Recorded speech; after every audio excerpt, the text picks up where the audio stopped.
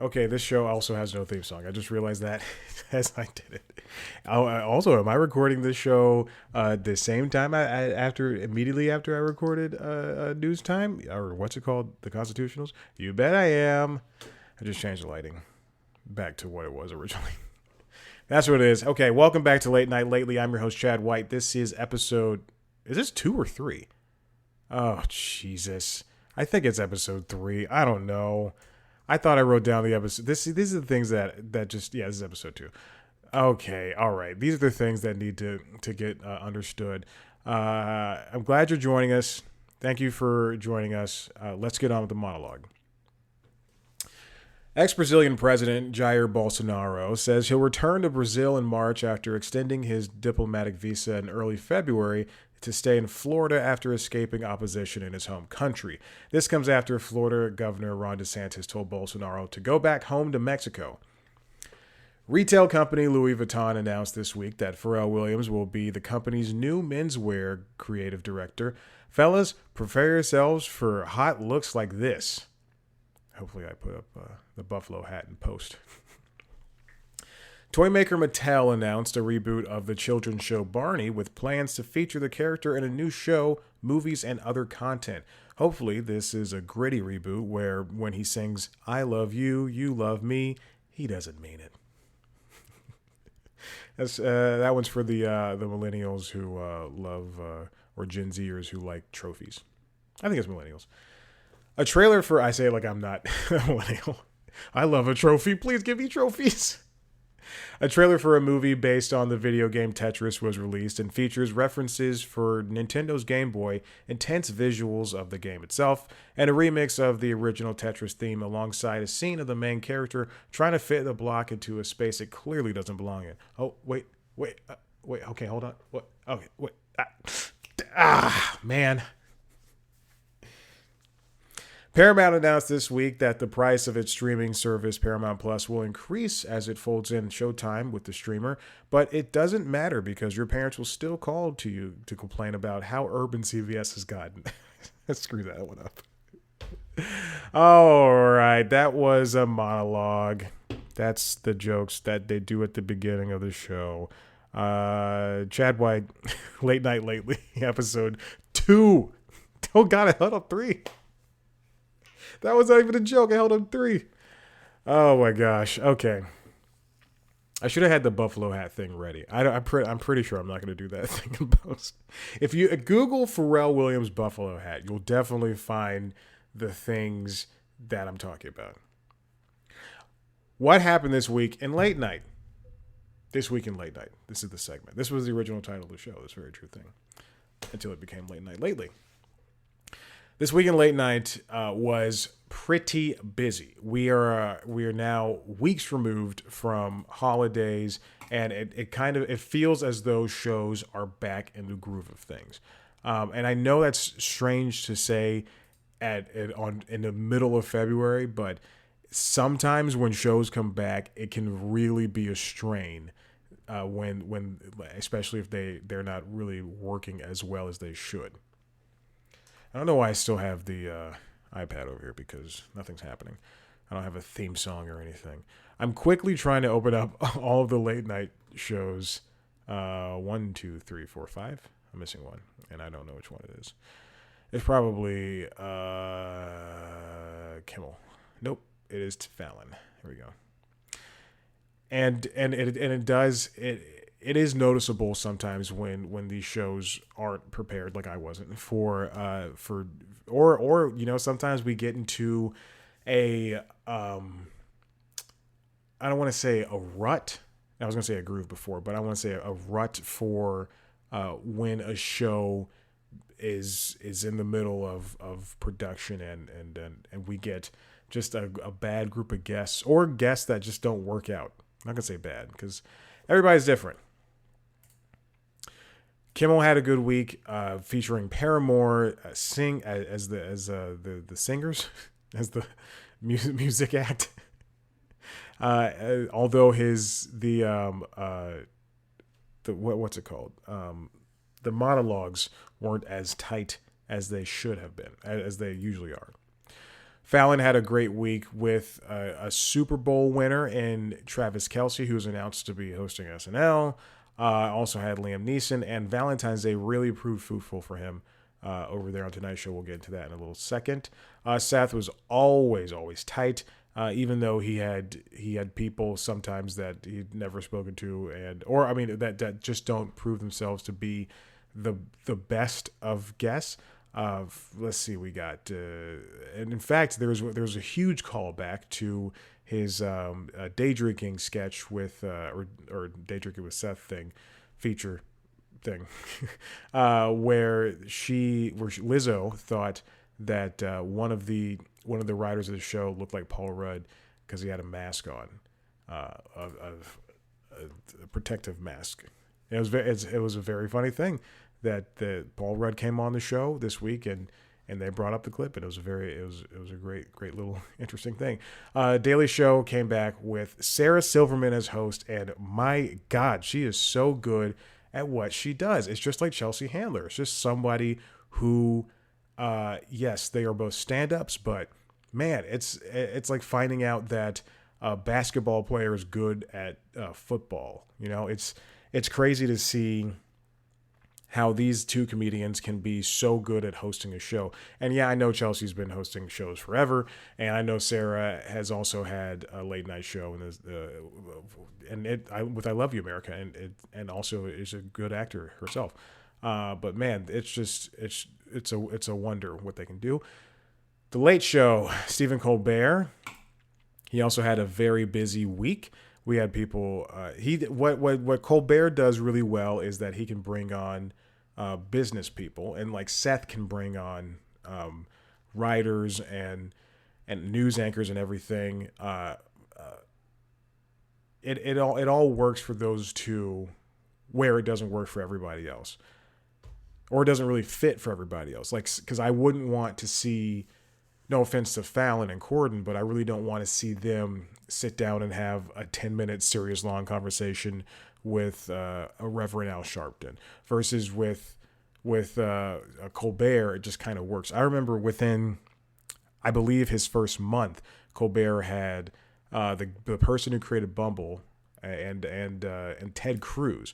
I remember the crowd booed. I think it was that in the first month, but I remember the crowd booed Ted Cruz, and Steven just like, he's not doing a character, but he even still broke his like, if the Colbert Report is obviously a character, and then there's, you know, when someone's doing a monologue, you can kind of see this with Conan, they're still playing kind of a character, and so Colbert even broke that host streak of a character to stop people and go, hey, we gotta hear him out, like, because they were booing him, and listen.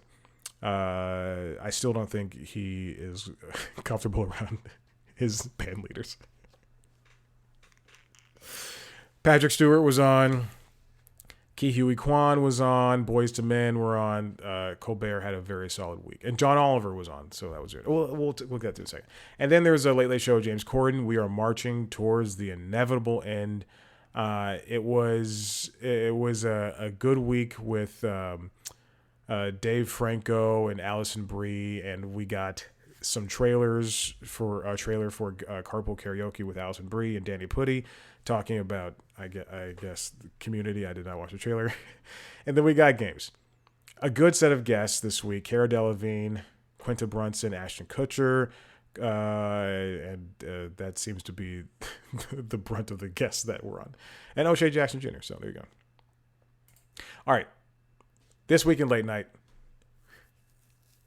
continuing, it's the same thing. Popsicle Stick returns to late night with Seth Meyers. Popsicle Stick is, the only way to describe it is bad popsicle jokes and puns, and it ends with a very elaborate popsicle sketch, you know, where these animated popsicles are acting out entire movie scenes and replacing certain words with popsicle or something like that. It's a very, very fun thing, and it often goes 10 to 12 minutes long, and it is which is too long, which works in its favor. I love Popsicle Stick, and when I saw that uploaded to YouTube, I thought this has to be a dream because they cannot do this again. It's an enjoyable thing. Everybody needs to watch it. Popsicle Stick. I can't believe that they did it again. The last time they did this was December 2020, and that video was removed from YouTube, as Seth notes.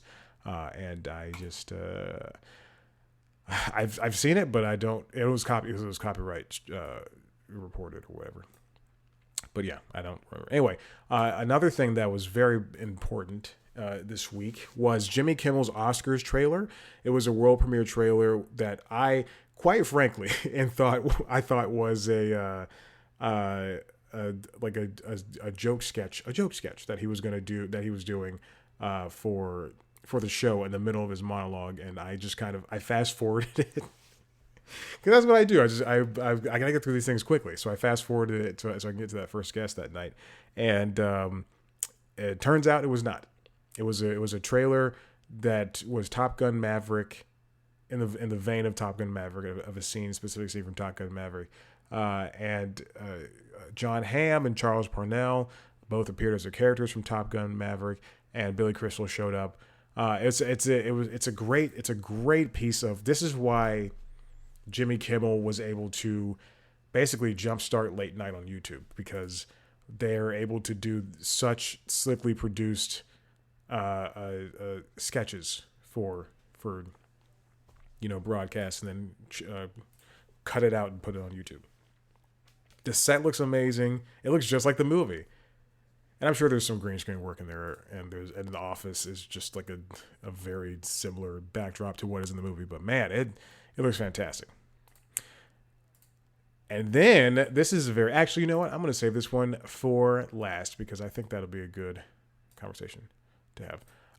Next up, we have the Tonight Show. As I mentioned before, there was Tuesday. Tuesday was Valentine's Day, and Fallon really took advantage of that. The gang over there at Fallon did such a good job at getting two sets of couples, and having a couples game where they did played a game called Jinx Challenge. It was the leading guests were Chip and Joanna Gaines, and then the follow-up guests were Rhett and Link from YouTube's Rhett and Link. And then Amanda Shires and Jason Isbell sang a song. That is, if anything, if there's nothing else this year that is perfectly set up, that is. And then, of course, they also had Ask the Fallons, a Valentine's Day edition. I don't know if this aired or anything, but it was, whatever. I really, the Ask the Fallons segment, which is he and his wife answer questions from the audience, or like from viewers.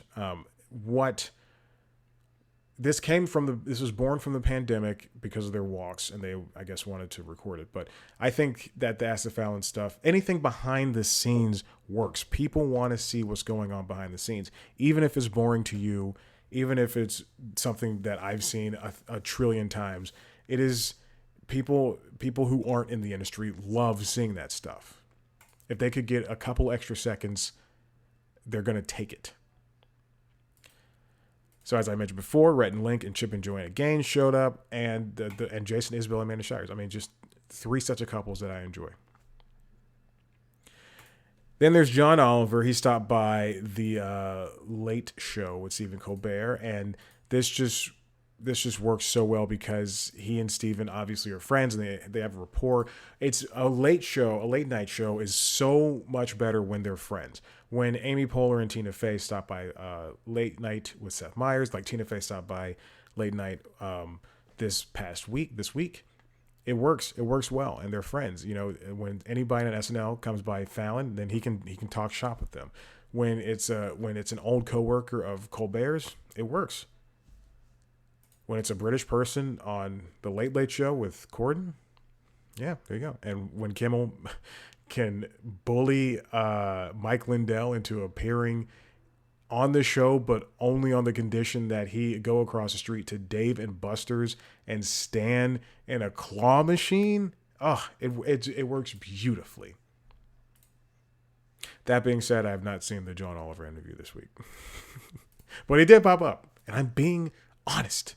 Like a YouTube, like all the YouTubers. Oh, if I'm being honest. If I'm being honest.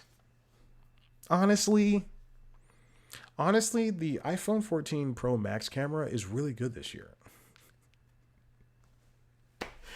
Oh, God, I hate YouTube so much. And then the final thing from this week on in late night, a hint of what a new version of The Daily Show might be. As I mentioned, Sarah Silverman hosted, but she threw on Wednesday to a segment featuring Roy Wood Jr. and Desi Lydic doing a segment called Double Take. Now, I have not seen. Actually, let me Google. We're gonna do this. Double Take. I've not seen every episode of The Daily Show, and I'm not even gonna pretend I've done that. So this is the first time they've done this. They did a segment called Double Take, where it's the two of them basically bantering back and forth about one topic, and the topic was air travel failures. I can't believe how well they worked together, how seamless it was for them to bounce things back and forth, and how, just natural two people look at the Daily Show desk. It feels like Weekend Update. Weekend Update should now just be two people from now on, not one person. Seth was the only person who should do it by themselves. It should always be two people. Late night can work with two people. Like we're really showing that at this point. One wasn't a sidekick.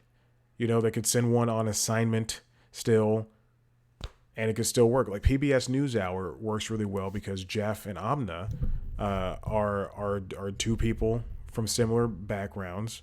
They're both brown people, and they both have worked in the news and for a period of time, and they both have anchored a version of PBS NewsHour by themselves. So let's get back to Double Take. This was such a great segment. 7 minutes of them just doing, referencing videos and telling jokes and just working really well together all around. And the reason why I'm emphasizing this so much is because the suggested rumor is that, although this could be wrong because the Late Late Show is now not coming back and it's being replaced with At Midnight on CBS. But the leading rumor for what's going to happen with the Daily Show, who's going to take the helm, is Roy Wood Jr. and Desi Lydic. And I'm all for it. Hassan Minhaj is coming back next week to host for a week. And we've seen him host a show. We've seen him host that Netflix show. And that show was built around him, for him, and around him. And that's why he works on that show. Him being a correspondent on The Daily Show, good. I will just have to wait to see how he hosts The Daily Show. I don't think he's hosted before, unlike John Oliver, who was able to host The Daily Show while Jon Stewart was away making Rose. I think that's what the movie was called, Rose or something like that. But this Double Take featuring Desi and Roy is just, it was already a great episode, and it really sealed a cap on it for it to be a hint of what these two could do together. And it would be a shame if they don't reformat the show to work around these two and then also expand it to an hour. Daily Show doesn't need to be followed. I would love for Larry Wilmore's show to have still been around, or even for someone to take over the helm of the nightly show without, with Wilmore just producing. But this show should definitely be, if they do bring these two in to host, it should be expanded, and they should give other correspondents a little bit more to do. That would definitely work out in their favor. And they can do anything. The Daily Show doesn't cost much. All it takes is just writing a bunch of jokes around news stories for the day, and they already take extensive breaks, so they might as well continue on doing more of the same thing. I love this segment, and it was great. I would definitely love to see more of that. Play your cards. Play them. All right, and the final thing I want to talk about for this week's episode of Late Night Lately is online only videos. So as I mentioned before, Ask the Fallons was born from the pandemic, and it really shows that there is a different side to Fallon. I mean, people think I think he is performing all the time, and people do think that he is a little bit more like a puppy dog and overacting. And yeah, I can definitely see where that's coming. But when we see these behind the scenes things, I have no qualms with Fallon. I think he's a great guy. I do think he made a mistake rubbing Trump's head like that. And I do think that NBC is going to be at a loss when it tries to fight Fallon with Colbert, because now we're at kind of at a point in television, in late night, and in the news cycle where we don't need to have two of the same kind of hosts fighting over ratings. People go to you can watch both now. Like you don't need to choose. Oh, I can't watch Carson Letterman's on, or whatever was going on back in the late 90s, early 2000s, and the 90s and early 2000s, 90s and the 2000s, whatever. But you can watch them on. You can watch all this stuff on YouTube. You can pick and choose what segments you want to watch. If I don't want to watch, I don't know. I'm gonna hold on. I'm on Corden's page. That doesn't make sense for him. If I don't want to watch Patrick Stewart's interview with Colbert and just watch Ke Huy Quan's, then I'll do that, and I can just watch those 8 minutes. And if I just want to watch the monologue and then those 8 minutes, that could be my late night. That could be my late show. And so I think Ask the Fallons is just a great addition to their YouTube page, and they should continue doing more behind the scenes stuff. I know that costs not just time, but like just the monochrome of money, and they don't want to do that. They go in there, they do their day. This goes for every late night show. They go in there, they do their day, they produce the episode, and then people just leave. Just like, all right, it is 6 o'clock, time to clock out. Great show, everybody.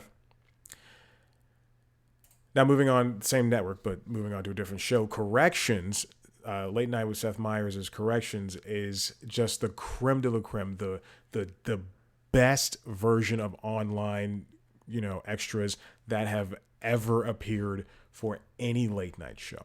And I am saying that knowing well and good that Conan has some online only exclusives as well. And Conan's my favorite late night host.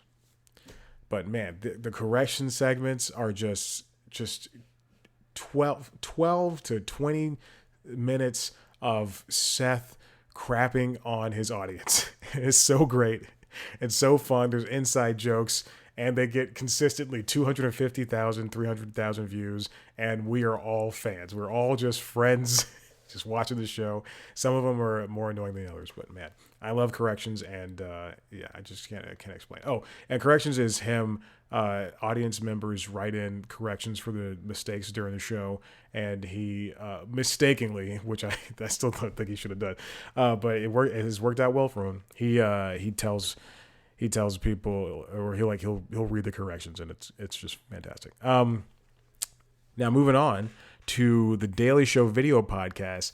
This is something that that started prior to Trevor leaving.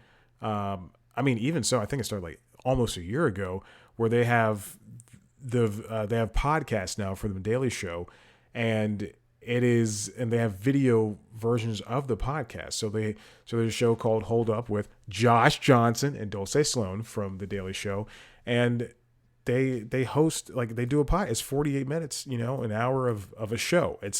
I think it works really well for sorry, I just clicked on a video. I think it works really well for the Daily Show, and it's just an extra set of things to watch, which is fantastic. This is what people want.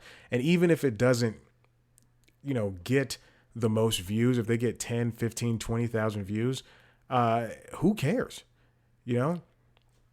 Same thing for Beyond the Scenes, which is a show hosted by Roy Wood Jr.